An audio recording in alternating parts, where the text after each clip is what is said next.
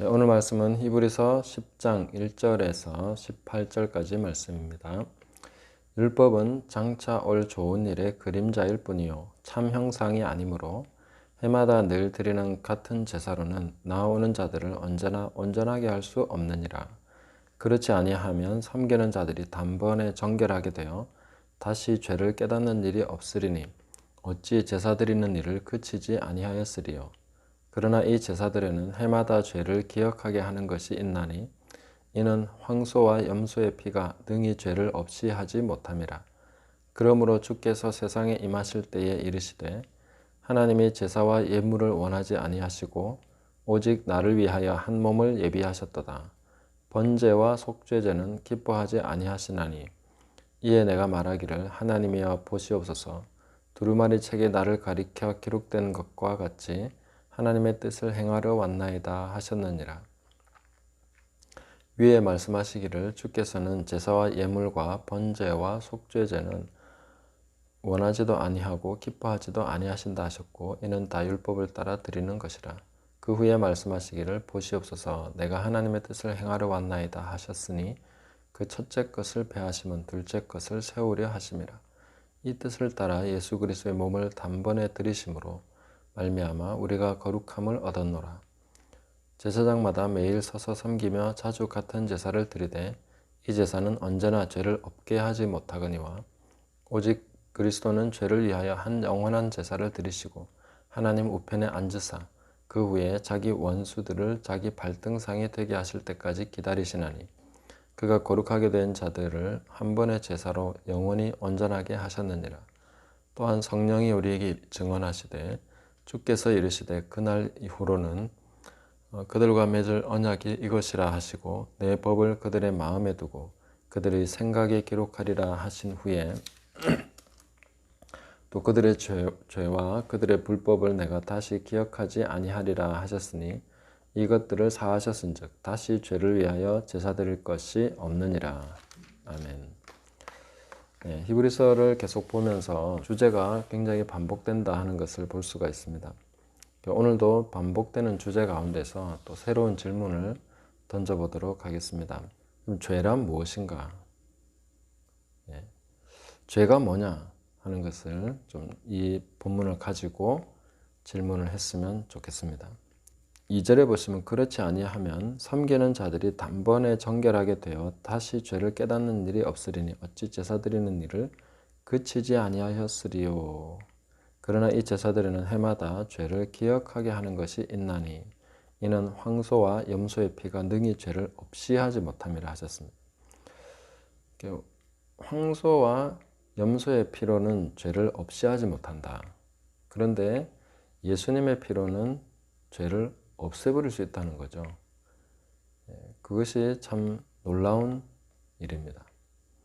우리가 생각하는 죄의 개념으로서는 이게 죄가 없어진다는 것은 상상하기 어렵습니다. 왜냐하면 오늘도 저는 죄를 범하고 어제도 죄를 범했고 예수님을 믿으면 죄가 없어진다. 그 없어졌나? 지금 범죄하고 있잖아요. 실수하고 있잖아요. 그런데 왜 죄가 없어진다고 말하고 있는가? 그러면 우리가 죄에 대해서 생각하는 것이 뭔가 잘못되었거나 뭔가 부족한 것인가? 죄에 대해서 완전한 이해를 하지 못하고 있는 것인가? 물론 완전한 이해는 하지 못하고 있는 것이 분명합니다. 그렇다면 뭔가 잘못된 부분이 있는가 하는 것도 생각해 봐야 될 것입니다. 우리가 죄라고 하면 늘 내가 범하는 어떤 실수, 잘못, 도덕적인 어떤 흠 이런 것을 많이 생각을 하죠. 그것도 물론 죄에 해당합니다. 그리고 십계명을 보면 그런 류의 죄가 쭉 언급되어 있는 것도 볼 수 있고 구약의 많은 율법도 그런 부분에 할애하고 있는 것이 분명합니다. 그런데 이 죄에 대해서 우리가 그렇게만 생각하면 죄의 본질을 놓치게 됩니다. 죄라는 것은 사실 창조에 속한 것이 아니죠. 하나님이 창조하실 때에 죄를 창조하셨다고 할 수가 없습니다. 그런데 아담이 범죄하게 됐죠. 그때 죄가 들어왔다. 분명히 그때부터 뭔가 죄라는 것이 형성이 됐다는 것을 알 수 있습니다. 그 죄라는 것이 마귀에게는 왜 적용이 안 됐을까요? 물론 마귀는 영원한 형벌을 받기는 받습니다만은 아담이 범죄했을 그 당시, 그러니까 창조 그 시간에 보면 마귀가 그 전에 뭔가 정죄를 당했다거나 죄가 있어서 하나님 앞에서 뭔가 문제가 생겼다거나 이렇게 보지 못하는 거죠. 왜냐하면 죄라는 것은 항상 법과 관련이 있습니다. 그래서 하나님이 창조하실 때는 완전하게 창조하셨기 때문에 거기에 대해서 뭔가 제재하는 법이라든지 율법이 필요하지 않은 거죠. 그런데 마귀는 거기서 깨뜨려진 거죠. 그것을 깨고 나온 것입니다. 그럼 그 당시에는 법이 없기 때문에 마귀를 정죄할 수 있는 게 없다는 거죠. 그리고 하나님이 세상을 창조하시고 이제 사람을 지으시고 그 사람에게 법을 주십니다. 동산 중앙에 있는 선악을 알게 하는 나무는 먹지 마라. 먹는 날에는 너희가 정령 죽으리라 하고 율법을 주신 거죠. 그런데 그 율법을 깨므로써 이제 죄라는 것이 개념이 정확하게 생긴 것이죠. 그러나 죄는 법이 있기 전에도 있었습니다. 성경이 그런 논지로 쭉 얘기해 주고 있죠. 죄가 있었지만 법이 없으면 죄가 죄로 여겨지지도 않고 성립되지도 않습니다. 그래서 이 죄라는 것은 우리와 관련해서 항상 이 법과 관련이 있습니다. 그래서 우리에게 죄가 없어졌다 하는 것은 내가 전혀 위법적인 행동을 하지 않는다는 것이 아니라 하나님의 말씀을 거부하는 그 생각과 마음이 없어졌다. 그걸 완전히 없애버리신다 하는 것으로 이해하시면 좋겠습니다. 그래서 15절 보시면 또한 성령이 우리에게 증언하시되 주께서 이르시되 그날 후로는 그들과 맺을 언약이 이것이라 하시고 내 법을 그들의 마음에 두고 그들의 생각에 기록하리라 하신 후에 자, 죄를 없애버린 백성의 언약이 뭐냐? 그들의 생각에 내 법을 두겠다. 그들의 마음에 내 법을 기록하겠다. 이렇게 말씀하신 거죠. 그러니까 우리 생각과 마음에서 이미 이제 하나님의 말씀, 법을 거역하는 것이 사라져 버리는 것. 그것이 내가 죄가 없어졌다는 뜻입니다. 그리고 아직도 내가 하나님의 말씀을 범하는 어떤 그 습관이나 정욕이나 유혹에 끌리는 어떤 그런 것이 남아있긴 하죠. 그러나 그것은 점차로 사라질 것입니다. 죄라는 것은 하나님의 말씀을 거부하는 성향입니다. 하나님의 법대로 살기 싫어하는 마음입니다. 예수 그리스도의 보혈은, 예수님의 십자가는 그것을 없애버리신다는 거죠. 내 마음으로는 하나님의 법을 즐거워하게 된다 하는 것입니다. 그래서 하나님의 법을 즐거워하는 마음이 없다면, 내가 하나님 뜻대로 행하려는 의지, 마음이 없다면 뭔가 심각한 것이죠. 그러나 내가 하나님의 법대로 살려고 하고 그런 마음을 가지고 있음에도 넘어지고 실수하고 그럴 수는 있습니다. 그게 인간의 연약함이죠. 육신을 입고 있는 한계, 그런 것을 볼 수 있습니다. 그래서 율법이 했던 역할은 이것이 죄다. 그런데 이렇게 하면 사함을 받는다. 이것을 계속해서 그냥 상기시켜주고 그걸 연습시키는 것 뿐입니다. 그래서 내가 죄를 범했구나. 또 이제 양을 잡고 소를 잡고 피를 흘리고 제사 지내고 그래서 용서받았다 하는데 아직도 속에는 여전히 하나님의 법을 기뻐하는 것은 아닌 거죠. 그러니까 또 뭔가 찝찝하죠. 1년이 지나면 또 제사를 지내야 되고 뭔가 완결되지 않는 어떤 그런 모습으로 계속 지속되어 왔다는 것입니다. 그냥 죄를 기억하게 하는 것뿐입니다. 그러나 예수 그리스도의 십자가는 완전한 제사를 한 번에 드리심으로써 하나님의 말씀을 거역하는 마음, 그 거역함 자체를 완전히 씻어버리시고 없애버리신다는 것입니다. 죄는 하나의 성향입니다. 뭔가 어떤 실체를 규명할 수 없지만 사람 속에 거해서 하나님의 법대로 반대로 가려고 계속 그렇게 만들어가는 성향이기 때문에 그 성향을 부셔버렸다. 그 성향을 제거해버리셨다. 이렇게 보시면 되겠습니다. 그래서 우리는 끊임없이 하나님의 말씀대로 행하려고 하고 그 뜻대로 살려고 하는 그런 이제 마음을 갖게 되었다는 것이죠. 그래서 이 싸움을 이제 로마서 7장에서 계속 하는 것입니다. 내가 마음으로는 하나님의 법을 행하려고 하는데 또 다른 법이 있어가지고 나를 자꾸 끌고 가는구나. 그런데 여기 괴로움이 있는 건 사실이지만 그러나 내가 하나님의 법을 즐거워한다는 것에는 변함이 없다는 것이죠. 그것을 확인한다는 것입니다.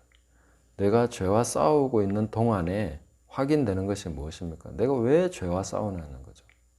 그것은 내가 하나님의 말씀, 하나님의 법을 즐거워하기 때문에 죄와 싸우는 거죠. 그걸 즐거워하지 않는다면 죄와 싸울 이유가 없습니다. 갈등을 일으킬 이유가 없다는 거죠.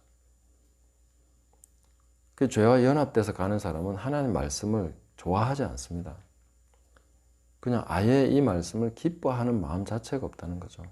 그러나 거듭나고 예수 그리스도를 영접한 사람은 죄와 싸우려는 마음이 생겼고 이제 갈등을 하게 되고 힘들어하게 되고 고통스러워하게 되는 것이죠. 자, 하나님의 법을 즐거워하십니까? 하나님의 법을 즐거워하시면서 이제 계속 죄와 싸우면서 나가는 것이죠. 그것을 주야로 묵상하시면서 우리가 생각하면서 그 마음과 생각에 심겨있는 하나님의 법을 즐거워하는 그 마음을 가지고 계속 이제 우리 삶 가운데서 싸워나가는 것입니다. 두 번째로 죄에 대해서 생각해 볼 것은 사죄의 완전성입니다. 17절에 보시면 또 그들의 죄와 그들의 불법을 내가 다시 기억하지 아니하리라 하셨으니 그들의 죄와 그들의 불법을 다시는 기억하지 않겠다. 그러니까 이 죄라는 것이 완전 사라진 것도 분명하게 우리에게 한 중요한 사건이지만 하나님 입장에서 또 죄에 대해서 중요한 것은 이제 다시는 그들의 죄와 불법을 기억하지 않겠다. 왜냐하면 예수님의 그 희생, 예수님의 피로서 이 모든 것이 충족돼 버렸기 때문입니다. 완전히 다 보상받았고 완전히 다 해결받았는데 또 문제를 제기하는 것은 하나님 입장에서는 할 수 없는 일이죠. 하지 않으신다는 것입니다. 이렇게 예를 들어 볼 수 있습니다. 우리가 아이와 함께 마트에 장 보러 가서 우리 아이가 막 자기도 이것 주세요 저것 주세요 하려고 합니다. 근데 부모가 통이 커가지고 마트를 그냥 통째로 샀습니다. 오늘 여기 있는 물건 내가 100% 결제합니다 하고 이미 결제를 마쳤습니다. 그러면 이제 가서 아이가 고르는 대로 와서 계산대에 와서 이제 계산을 하려고 합니다. 그럼 계산할 필요가 없죠. 이미 계산이 끝났는데. 근데 만약에 어떤 계산하는 사람이 잘 모르고 얼마예요? 돈 내세요? 하면은 그거는 불법이죠. 그렇게 하면 안 되는 것이죠. 이미 가격을 지불했는데 이중으로 지불하게 하면 안 되죠. 지불이 완료되었습니다. 그래서 다 이루었다 하실 때 그것은 상업적인 용어입니다. 테텔레스타이, 모든 것을 다 지불했다, 다 끝났다 하는 것입니다. 그래서 지불된 물건을 내 것으로 취하는 것이죠. 우리가 회개하는 것이 바로 그 과정입니다. 이미 예수님께서 다 지불하셨기 때문에 내가 회개하면 그냥 바로 그것이 용서와 거룩함이 내 것이라는 것을 확인하게 되는 것이죠. 하나님께서는 이제 다시 기억을 안 하신다는 거예요. 하나님이 기억하시지 않는 죄를 또 나가서 회개하고 또 반복해서 고하고 그렇게 할 필요는 없습니다. 그러나 내가 또 새로운 잘못을 범한다면 하나님께 이렇게 했습니다 하고 보고하고 도와달라고 그 사죄를 다시 용서를 다시 확인하고 우리 자신의 입장에서 계속 하나님께 회개하는 것이 필요한 것은 하나님이 그 죄를 책망하시기 때문이 아니라 이미 용서하셨기 때문에 그 인자와 자비하심 때문에 우리가 나아가서 그것을 확인하는 것입니다. 그래서 많은 사람들이 지옥에 가는 것은 용서받지 못해서가 아니라 그 용서를 받아들이지 않아서 지옥에 가는 것이죠. 하나님이 용서하시지 않아서가 아니라 그 용서를 받지 않아서 가는 것이죠. 어떻게 그럴 수 있습니까? 하나님이 다 그 용서하셨고 모든 것을 다 해결하셨는데 왜 사람들은 지옥에 가야 됩니까? 그래서 우리는 하나님의 거룩하심과 완전하심과 그 크심에 대해서도 알아야 되지만 제가 항상 강조하는 것은 그것입니다. 사람의 존귀함, 사람이 얼마나 대단한 존재인가도 알아야 됩니다. 사람은 자기 결정에 따라서 그렇게 될 수도 있다는 것을, 그만큼 존귀하다는 것이죠. 그 의지와 그 생각과 그 결정을 하나님께서도 부서뜨릴 수 없다는 것입니다. 그것이 사람의 존귀함입니다. 사람은 그냥 본능으로만 살아가는 게 아니죠. 자기의 결정과 거기에 대한 책임을 질 수 있는 그런 존귀함을 가지고 있습니다. 사람은 대단한 존재로 지음을 받았습니다. 그래서 우리가 오늘도 겸손해져야 될 이유가 거기 있습니다. 우리가 너무나 대단한 존재이기 때문에 더 겸손해져야 됩니다. 예수님께서 낮추신 것처럼 우리는 뭐 아무것도 없잖아요. 우리는 벌레 같잖아요. 그렇게 생각하시면 안 됩니다. 우리는 굉장히 존귀하게 취함받아서 우리도 주님처럼 낮춰야 됩니다. 너희 안에 이 마음을 품으라. 곧 그리스도 예수의 마음이니. 계속해서 낮추어서 우리의 잘못과 이런 부분에 대해서 하나님께 고하고 그 하나님 용서와 사랑을 확인하고 그 안에 거하기를 기뻐하고 그렇게 하나님과 계속 동행해 나가는 것이죠. 우리는 또 죄와 허물이 생깁니다. 또 범합니다. 그러나 이미 우리 마음속에는 하나님의 법을 기뻐하는 그 마음이 있고 그 법이 우리의 생각에 기록이 되어 있습니다. 그러므로 우리가 그것을 따라서 우리의 중심을 가지고 하나님을 사랑한다면 장차 끊임없이 이 죄는 우리로부터 멀어지고 이 허물과 실수와 반복하는 이런 것들이 점차로 사라질 것입니다. 우리가 하나님을 더 기뻐하시고 하나님을 더 사모하시면서 오늘도 하나님과 동행하는 복된 하루가 되시기를 예수님의 이름으로 축복합니다.